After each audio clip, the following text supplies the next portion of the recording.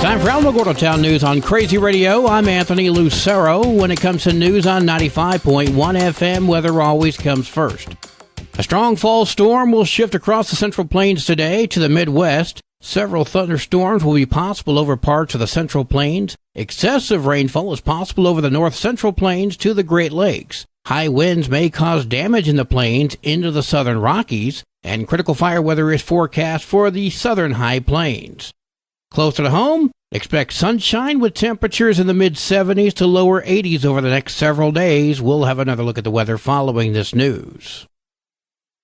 Yesterday, the Otero County Board of Commission met. Some of the items covered included request the Board of County Commissioners to select and prioritize their capital outlay projects for submission to the New Mexico Legislature. Public safety is 1, Sacramento River 2, Chins 3, road equipment 4, and Sheriff's Office Fleet 5. That passed 3-0.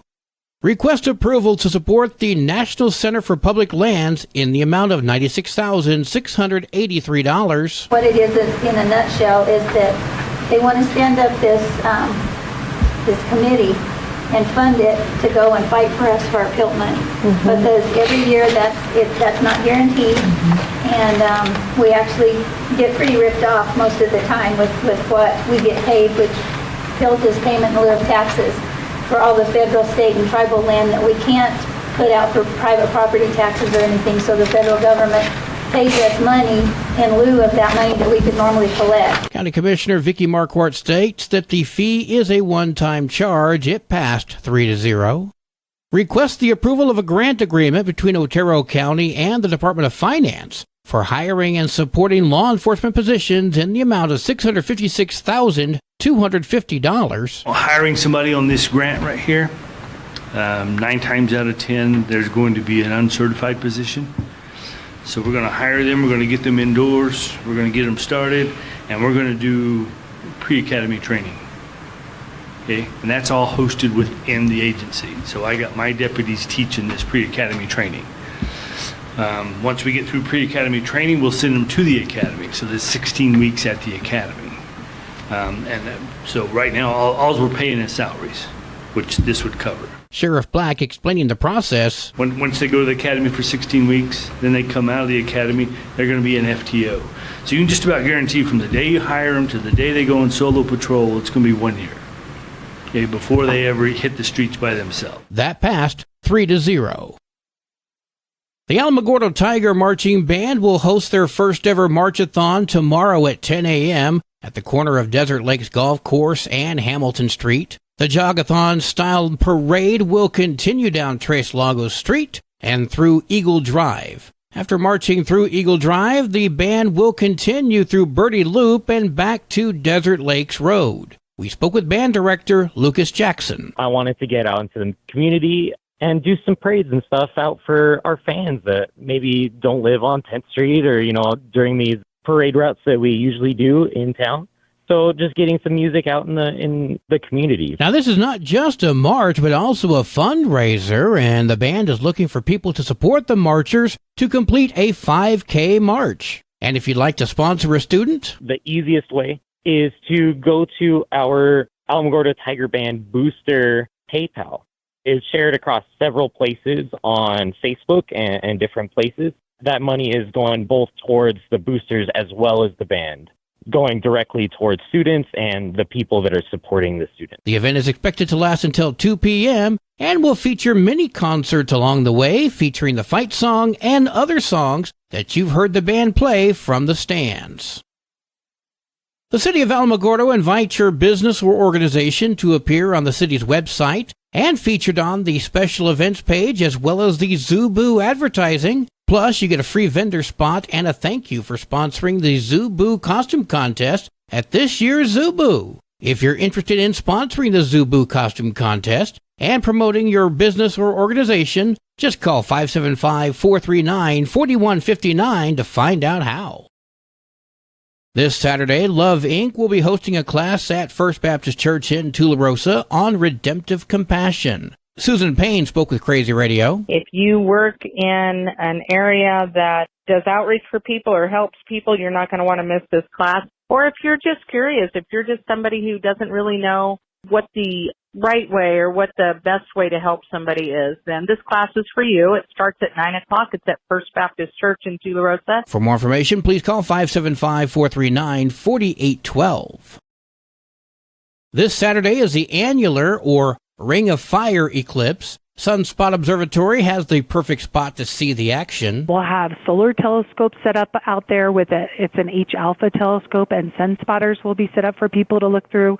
Then our telescope that's still actively used, the Dunn Solar Telescope, that will be open to the public. The event opens at 8 and the eclipse happens shortly after 9. The event is free. Call 575-434-7190 for details.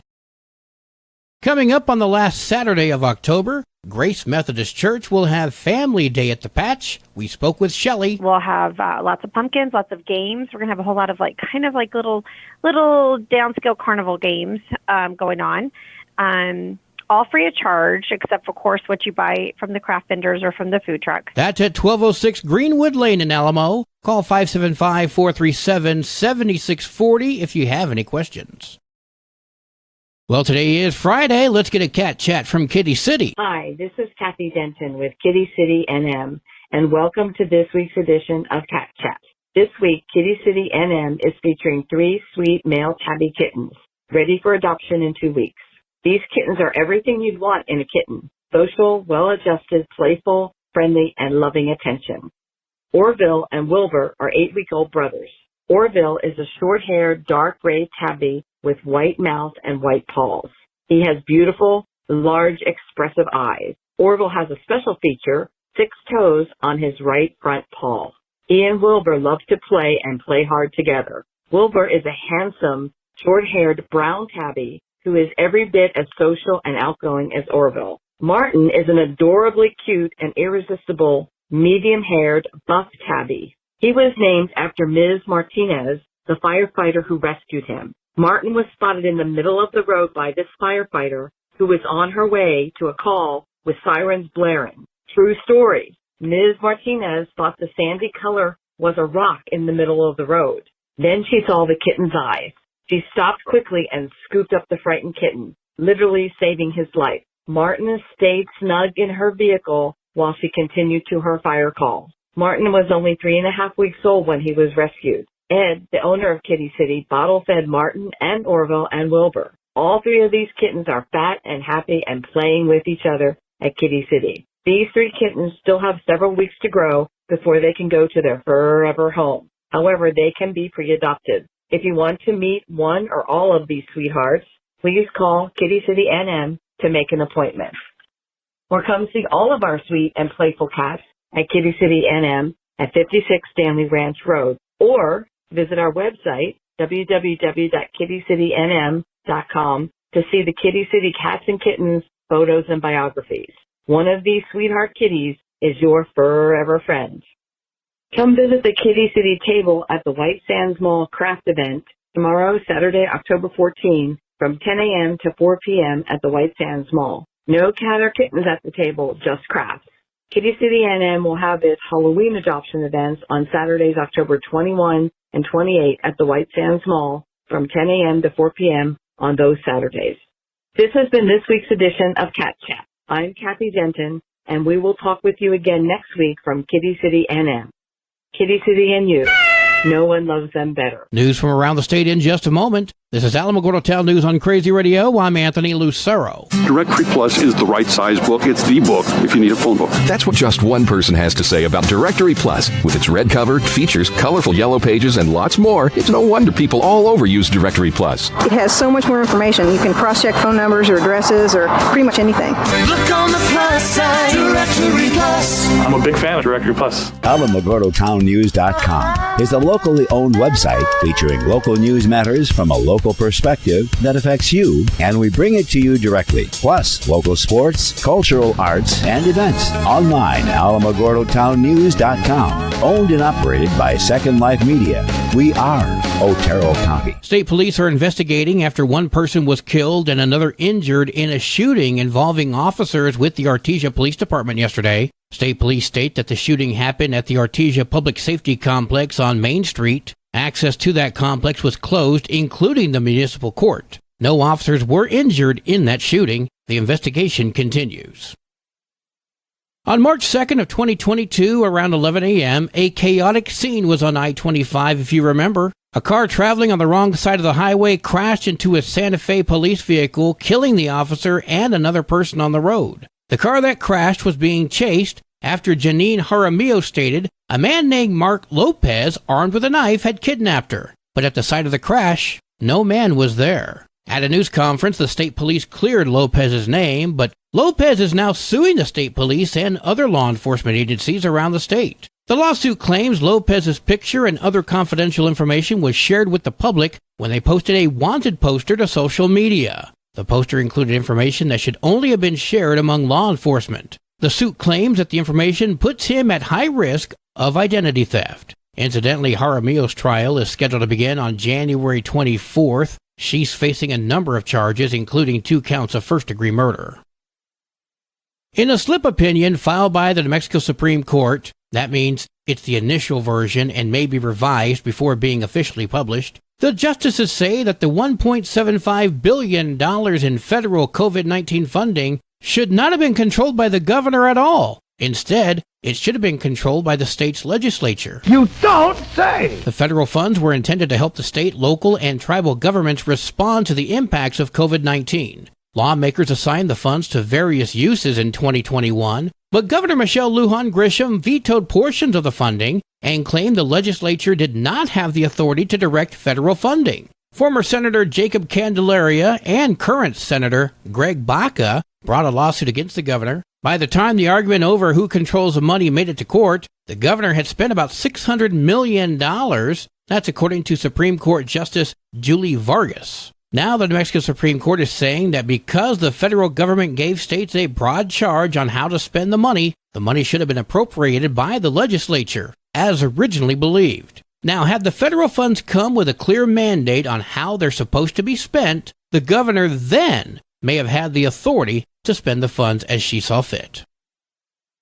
32 people from Our Lady of Health Catholic Church in Las Cruces went to Israel on a pilgrimage and are on their way back home. They had been there just over a week when the militant group Hamas launched the attack against Israel, sparking the current war. At least 1,200 people have been killed in Israel, including 25 Americans. Nearly 3,000 others have been injured. Israeli officials state that about 100 civilians and soldiers have also been taken hostage. Nobody from the Las Cruces group was injured or abducted.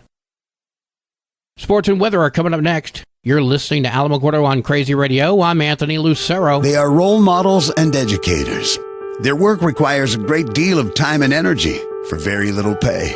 Who are these unsung heroes? Thanks, Coach. Thanks, Coach. The simple truth about education-based athletics in New Mexico is this. Without a committed team of coaches and administrators, they just wouldn't be possible. School sports, they bring out the best in all of us. This message presented by the New Mexico Activities Association and the New Mexico Athletic Directors Association. There are 7 matches for New Mexico volleyball today, including Alamo Navajo at Hondo. And of course, Friday Night Lights shine bright tonight as there are 40 games for New Mexico football, including Carrizozo at Roy Mascaro, Cobre at Socorro, Silver at Grants, Artesia at Roswell, Mescalero at Estancia, Hatch at Hot Springs, Hondo at Mountain Air, Capitan at Tularosa. Ow! Go Wildcats! Alamogordo travels to Hobbs. Go Tigers! Your Crazy Radio spot-on weather forecast for the Tularosa Basin today calls for sunny skies, mostly clear tonight, mostly sunny tomorrow. Your high today in the basin, 75, low tonight of 51, high tomorrow, 78 degrees. In Cloudcroft, sunny skies today, mostly clear tonight, mostly sunny tomorrow, winds gusting as high as 18 miles per hour. Your high today in Cloudcroft, 56, low tonight of 36, high tomorrow, 59 degrees. Local breaking news can be found on our website, alamogordotownnews.com, and learn more about Crazy Radio by visiting kalhradio.org. We've also launched the Crazy KALH Radio YouTube channel, which features our daily newscasts, complete interviews, and other information which concerns everyone in the Tularosa Basin. We'd like to take a moment to thank everyone who has subscribed to our YouTube channel, and if you've not done so already, please do so. Take the time to sign up now, that way you too will stay notified as to what's going on in the Tularosa Basin. That concludes today's edition of Alamogordo Town News on Crazy Radio. I'm Anthony Lucero.